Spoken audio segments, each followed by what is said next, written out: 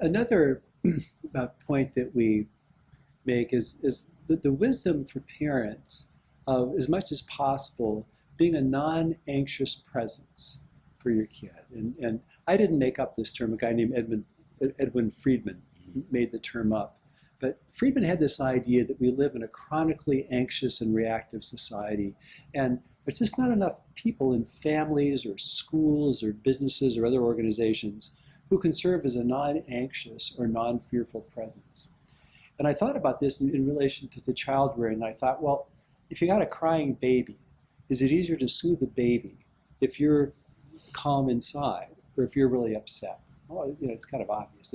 Or if you got a 3-year-old who comes home and is upset about something, is it easier to soothe the 3-year-old and kind of to talk to them and help them understand the situation if you can stay fairly calm inside, or if you get really upset?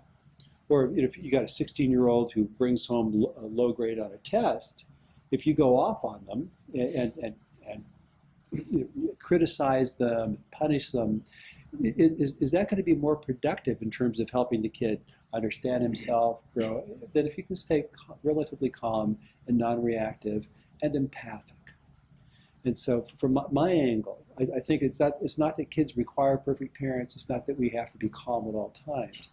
It's just that as much as we can, we want to heal this fear that we have of our kids so that we can be relatively calm and non-reactive and realize that our job is to be empathic and to help them understand themselves and help them figure out how to do stuff.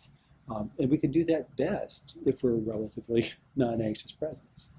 I see a lot of kids who come in with their, grades or scores that are low, and they're concerned, or the parents are concerned, and it's easy for them to catastrophize that because this has gone poorly, everything else is going to kind of fall apart as well.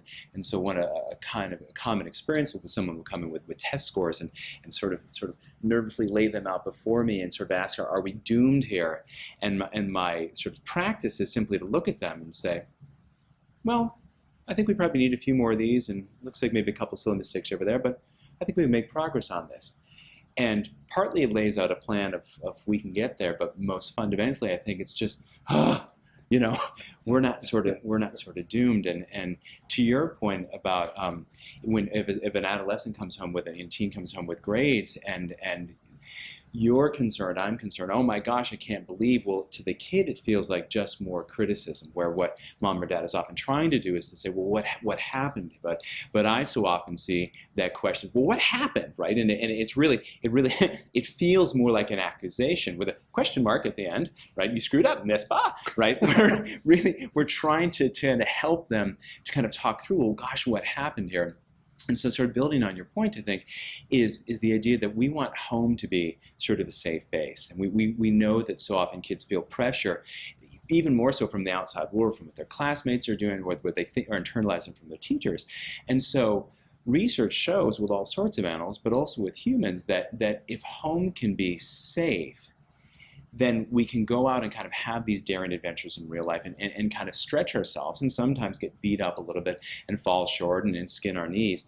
And if we can come home and lick our wounds and know that if I got a grade that was, for me, a lousy grade, I'm not going to come home and kind of be even in more trouble for mom and dad. And so to be able to come home and let our guards down and feel a little bit sorry for ourselves, and have someone there who says, oh my gosh, I'm so sorry. And then let's after you've had a snack, let's sit down and talk about what we may be able to do different. Really is soothing to the nervous systems, and really supports this idea of parents staying engaged with their kids, not controlling, but by being less anxious than the kid is and less anxious than the world around them. Soothes the kid, but also allows us as parents to be really effective in giving the advice that we hope will help them. Right. And I think that most of us, when we screw up, appreciate it when people's attitude is understanding and forgiving, right, and encouraging, as opposed to kind of being critical or right. That's all right. You'll get the next one, as opposed to, what were you doing? Right.